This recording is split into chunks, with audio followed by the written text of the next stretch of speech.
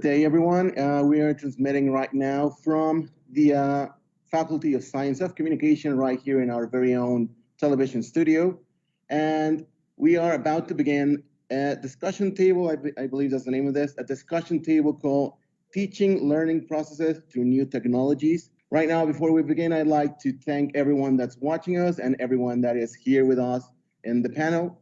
And to conclude, we have Educational Game of Newton's Laws with Rafael Espinosa Castaneda and Carolina Yolanda Castañeda Roldán and Marbella Muñiz Sánchez. Well, thank you to all for assisting to this conference. My name is Rafael Espinosa Castañeda. I work at Instituto Tecnológico de Estudios Superiores de Monterrey in Campus Querétaro. Carolina Yolanda Castañeda Roldán and Marbella at Tecnológico Regional de Puebla. And I'm going to present you the work that we developed together. We developed an educational game of Newton's laws. So we're facing very difficult times where education had to shift from traditional tools to modern ones in a very brief period of time. The COVID-19 has given educators a big challenge to make students focus and learn about any topic.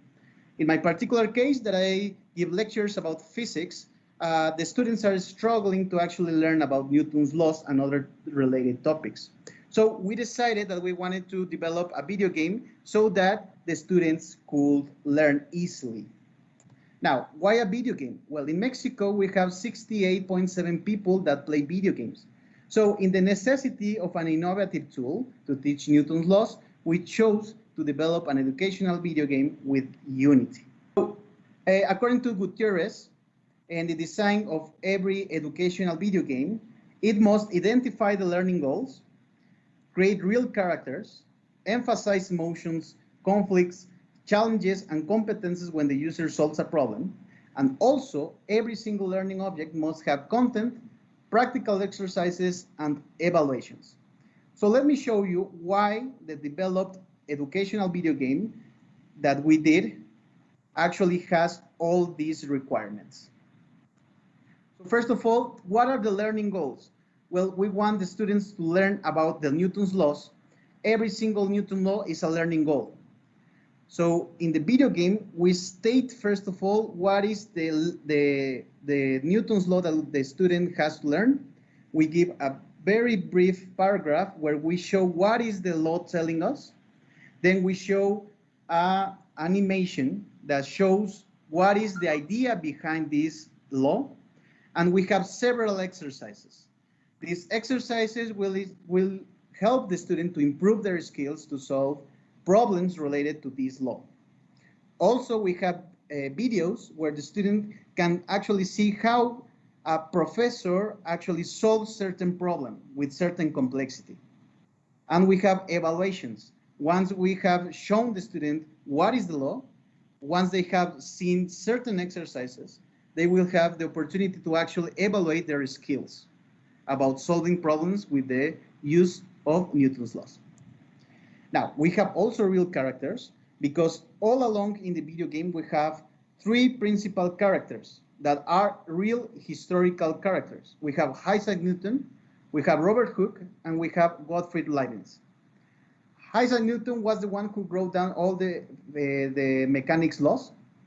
Robert Hooke was a professor at Oxford University who was an academical enemy of Isaac Newton, so that's why we decided to also implement Robert Hooke in the video game.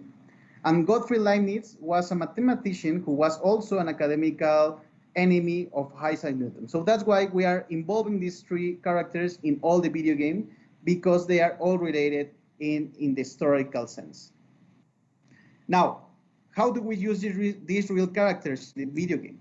So we emphasize emotions, conflicts, challenges, and competences when the user solves a problem. So for example, what I'm showing you in the left-hand side picture is an evaluation that we are doing to the student. The student has to answer certain exercise, and the student will have several options to answer that question. If the student actually answers correctly the question, what happens is that Newton will throw to Robert Hooke an apple, and Robert Hooke will lose life points. We have two bars that are showing the life points of Robert Hooke and the life points of Isaac Newton. So every single time that Isaac Newton throws an apple to Robert Hooke will lose 25 life points. In the case that the student actually answers incorrectly, what will happen is that Robert Hooke will attack to Isaac Newton with a spring attached to a block. So this is a very fun way for the students to actually learning about physics. They are playing and they are learning at the same time. So all along the video game, we wanted to emphasize emotions so that the students could actually have fun at the same time that they are learning. Also, what other kinds of exercises do we have? Well, we show to the student actually how to solve problems. We don't only evaluate them, we also show them explicitly how to do an exercise step by step. So for example, in the exercise that I'm showing you on the screen, there are 3 blocks that are attached to each other with rods. And in this problem, there are several forces involved. And the student has to deduce what is a formula for the acceleration of every single block. So what we do is, first of all, we give the mathematical description of the system by showing them what are the forces that are acting on each block, what is the direction of these forces, and what are the variables that the student actually has to take into account. Then we show how to traduce that diagram to equations and show them how to use this equation step by step to actually obtain the final result. So we have these kind of exercises so that also the student can practice and also can see how to they can see how to actually solve particular problems with certain complexity. We have also evaluations where the student can plug in the value of certain problem. For example, in this case, the student will select what is the frictional coefficient between the box and the floor. We'll select what is the force with which Newton is pulling the box, and we'll select also the mass of the box. Once the student actually introduces the answer, if the answer is correct, we show an animation where Newton starts to pull the box so that the student knows that actually he or she got the correct answer. In case that the student didn't get the correct answer, what will happen is that a message will prompt and the student will know by this message that actually they didn't have the correct answer, and we encourage them to try once again. So by these evaluations, they are having fun, they are learning, and also they are getting feedback. Once the student has several times tried to solve a problem, if the student didn't get the right answer, we prompt the correct answer, so that the student can actually have certain feedback about their mistakes. We also have a matching memory game. We have a real situation, a physical situation, and we have a diagram where we show the forces that are acting in that certain scenario, and the student has to select 2 different pictures to relate them. By this way, we teach to the student how to relate a physical scenario with the mathematical description of that scenario. So once we have developed this game, we are interested to know what is the perception of the students about the utility of this video game to learn Newton's laws. So from Tecnológico de Monterrey, we interviewed 64 students. These 64 students played the video game on September 2020. And what we can see in this graph is that the students have a natural tendency to actually feel that the video game is helping them to improve their skills.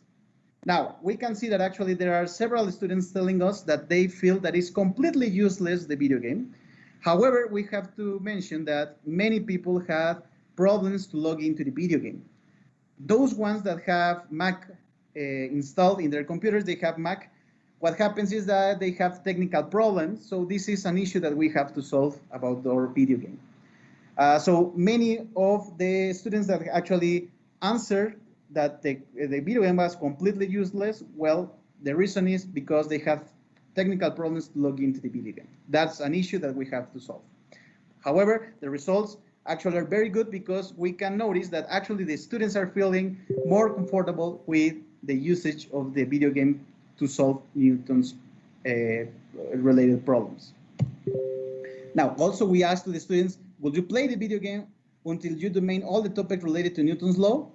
Surprisingly, 81.3% of the students actually answered that they indeed will use the software until they feel comfortable with Newton's laws. So this is a good result for us because this encourages to actually make more educational video games for different topics in physics or other educational areas.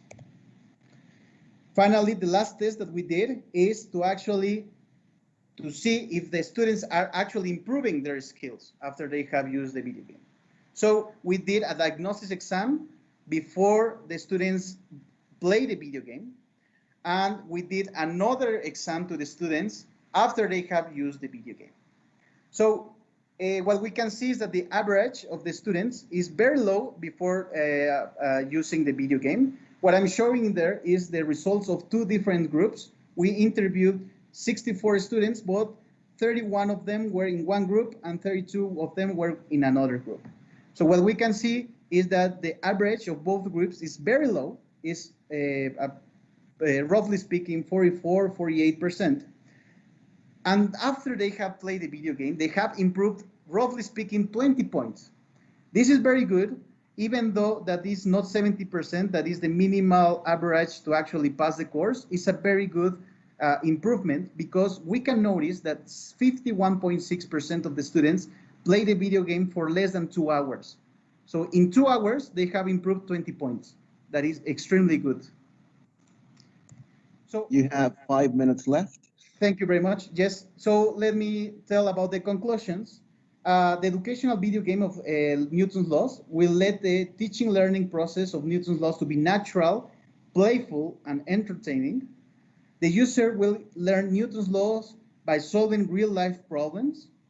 The user will have the flexibility to study playing any place where the user has access to computers. Something remarkable to say is that once the student has already installed the video game in their computer, they do not need the internet for playing the video game.